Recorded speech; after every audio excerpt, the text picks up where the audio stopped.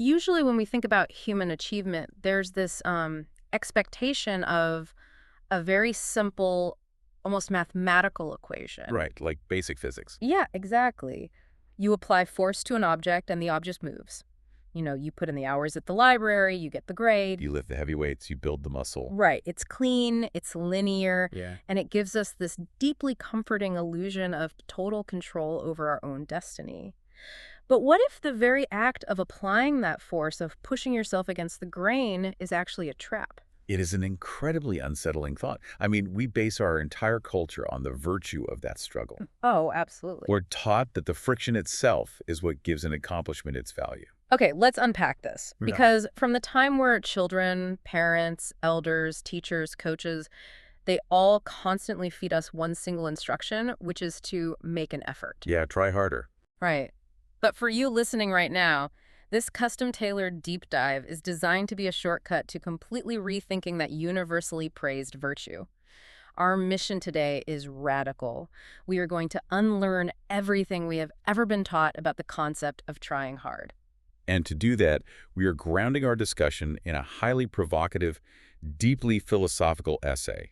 It's dated February 24th, 2025, and it's written by an author named Shuifeng. Titled Questioning Effort.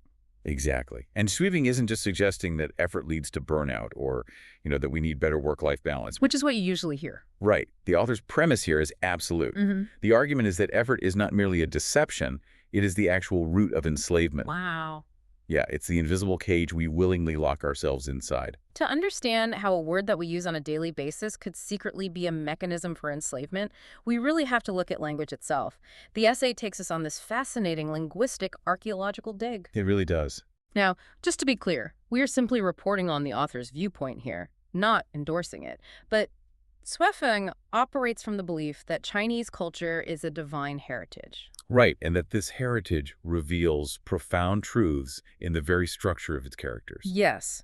The idea is that language isn't just a tool for passing along information. It's more like a repository of unfiltered human experience, hiding ancient warnings in plain sight. And those warnings become incredibly apparent when you break down how the characters are constructed. The author uses a few foundational examples to show how this linguistic decoding works before taking aim at the concept of effort. So the first example focuses on the Chinese character for marriage. Which is pronounced hu. Right. And the breakdown of this character is just fascinating. It's composed of two distinct parts. Right. On one side, you have the character for a woman, and on the other side, you have a character that translates to clouded judgment or dusk. Yeah. So literally constructed into the word for the societal institution of marriage is the implication that a woman enters into it with clouded judgment. It immediately introduces this tension, right? This tension between societal expectations and natural reality.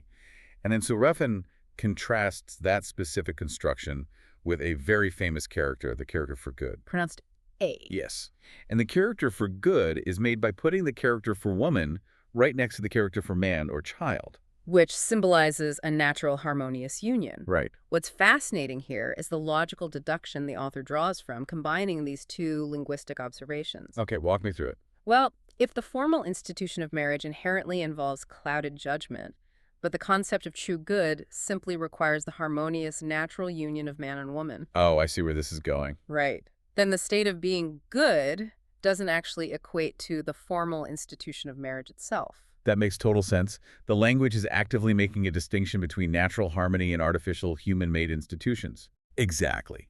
It perfectly sets up this dichotomy. Yeah. There's the way things naturally flow, and there is the way society tries to force them to be. And this artificial distinction is exactly why our modern definition of effort feels so heavy.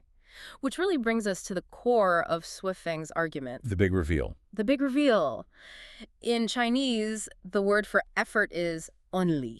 And when you dismantle the first character, Guori, you find two parts stacked on top of each other. Okay. The bottom part is the character for strength. Yes. But the top part is the character for slave. Wait, really? Yes.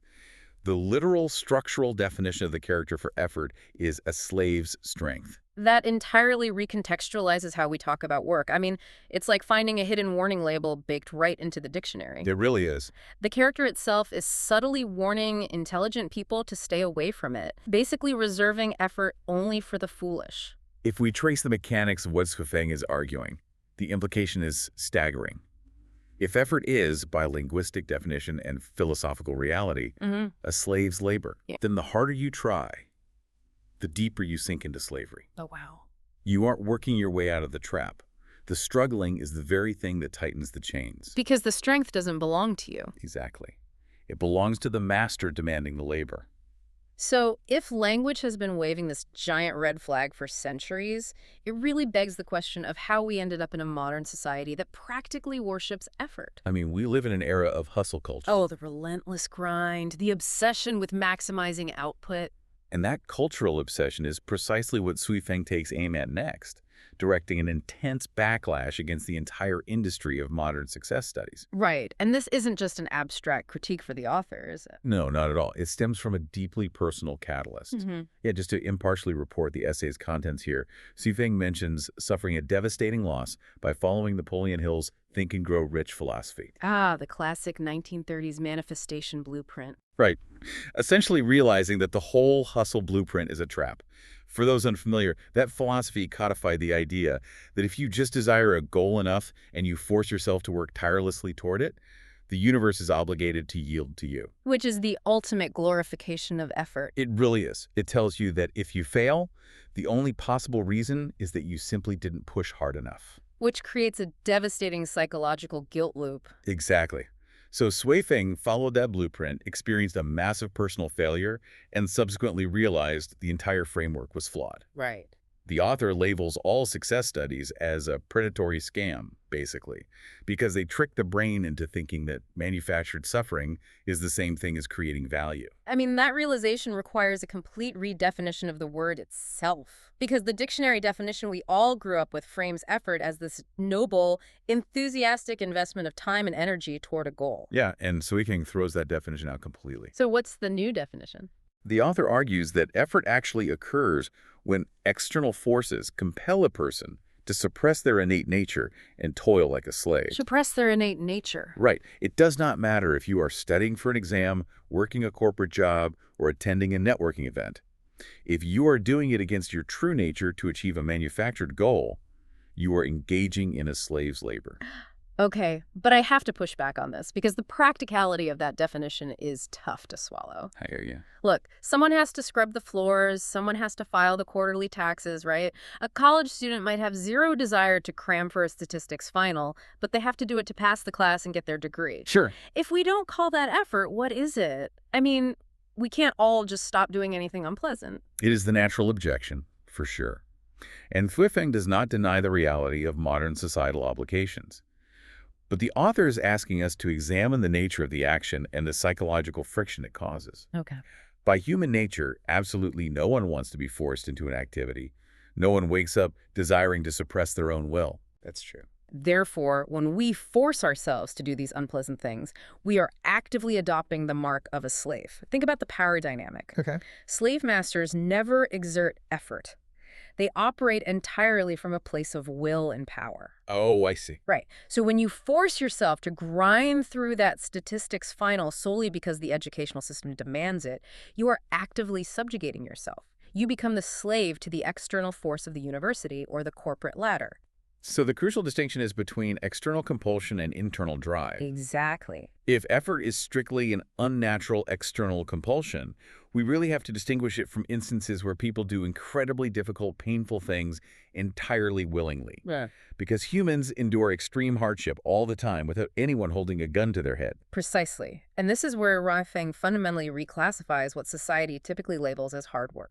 We have to separate the concept of unnatural toil from the concept of innate passion. Yes. Here's where it gets really interesting.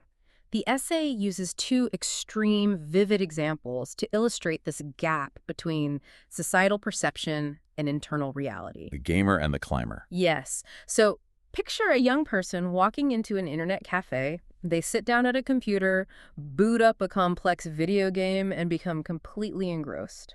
They play for 10 hours straight. Right. They don't stop to eat. They don't drink water. They literally refuse to sleep. And in any other context, starving yourself and refusing to sleep for 10 hours to complete a series of complex, repetitive tasks, I mean, that would be considered a grueling, torturous form of labor. Exactly. But society would never look at that gamer and say, what an incredible display of effort. We just dismiss it as a distraction. Right. Now compare that to the second example, a mountaineer climbing Mount Everest. A completely different public perception. Completely.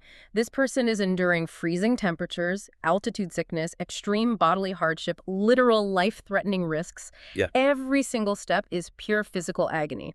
And society looks at the Everest climber, applauds them, and calls it a magnificent display of human effort. We give them awards, we put them on magazine covers. Yeah. Society judges the value of the activity, dismissing the video game and elevating the mountain climb. But mechanically, inside the human mind, the psychological engine driving both individuals is exactly the same. Right. So Shuofeng argues that neither the gamer nor the climber is actually making an effort. Yes. Neither of them is making an effort in the true slave strength sense of the word, because they are driven entirely by passion and intrinsic motivation. Right. The gamer isn't forcing themselves to play. They literally can't tear themselves away. And the climber isn't being whipped up the mountain by a supervisor. They are pulled up the mountain by their own burning desire to stand on the summit. The physical toll is immense, but the psychological state is one of total freedom. It's like driving a car with the emergency brake on versus taking the brake off. Oh, I like that. When you use effort, you are pressing the gas pedal to the floor with the brakes still engaged. You generate a massive amount of heat, noise, smoke. It looks like you are doing a lot of hard work, but you aren't actually moving forward. You are just destroying the engine. And passion is taking the brake off. Exactly. You might still have to navigate a steep, treacherous mountain road, but the internal friction is gone. That perfectly captures the mechanism of what Shuofeng is describing. And the author even points to their own daily life to prove that a frictionless existence doesn't mean sitting around doing nothing. Right. Shuofeng manages a vacation resort and writes extensive philosophical essays almost every single day. Which sounds like a lot of work. Right. From the outside, managing a resort and maintaining a daily writing schedule sounds exhausting. But the author explicitly states that if you think they are making an effort, you are entirely wrong. Because the internal resistance that emergency brake you mentioned does not exist. Shuofeng writes that the work is done willingly. It is enjoyable, interesting, fun. The friction that defines a slave's strength simply evaporates when your daily actions align with your innate nature. Exactly. But, okay, what happens when we ignore our innate nature?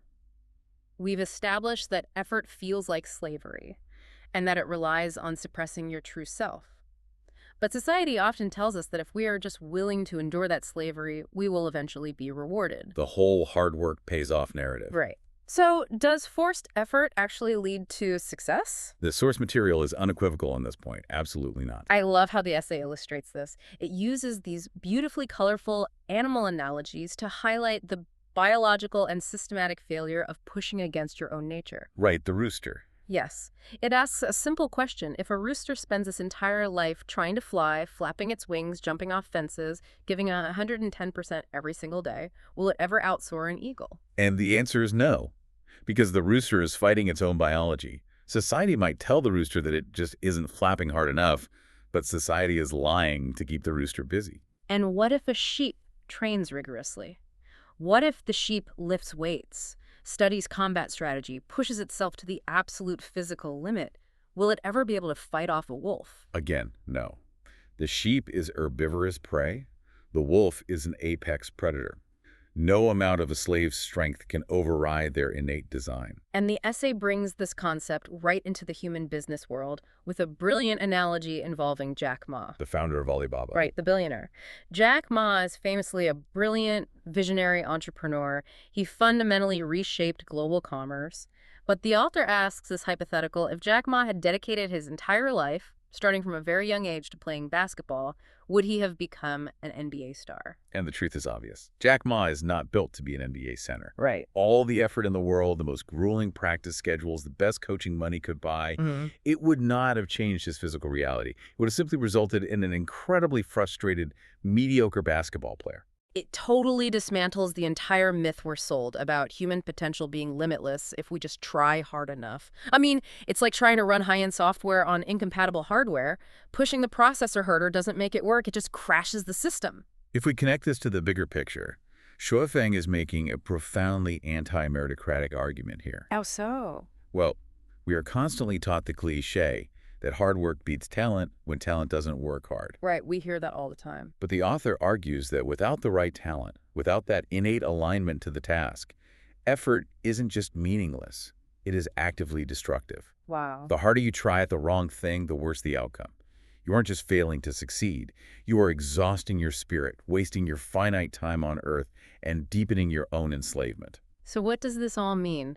We have journeyed from the ancient Chinese characters that hide warnings about a slave's strength, through the psychological damage of modern hustle culture, all the way to roosters trying to fly and Jack Ma trying to dunk. It's been quite a ride. It has. And the ultimate synthesis of this deep dive is actually incredibly liberating. I agree. Shui is telling us we need to say goodbye to the reign of effort. We need to dethrone it. Because when you actually find what you love, when you engage in your true passion, you don't need to force anything. No external pressure required. None. You naturally become completely dedicated. You are willing to sacrifice everything. And so, for you listening right now, the application of this is immediate. Audit your own life. Look at your calendar for tomorrow. Look at the goals you are stressing over right now. Are you exerting a slave's strength against your own nature to achieve them? Are you relying on sheer force and friction to move forward? Exactly. Or are you operating from a place of intrinsic joy, where the work feels like play, even when it's physically or mentally demanding? Basically, are you the rooster exhausting yourself trying to fly, or are you the eagle just catching a natural updraft? This really raises an important question, one that lingers long after you finish unpacking Schwiffing's essay. If effort is truly like an unnatural external imposition, a way to force people to do things they inherently do not want to do, what does that say about our modern educational and corporate systems? Oh, that's heavy. Think about the standardized tests, the rigid performance reviews, the massive bureaucratic structures we navigate every single day. Are these systems actually designed to nurture our unique, innate capabilities? Or are they just massive societal filters built to reward the people who are most willing to be compliant slaves? Well, that is definitely something to think about.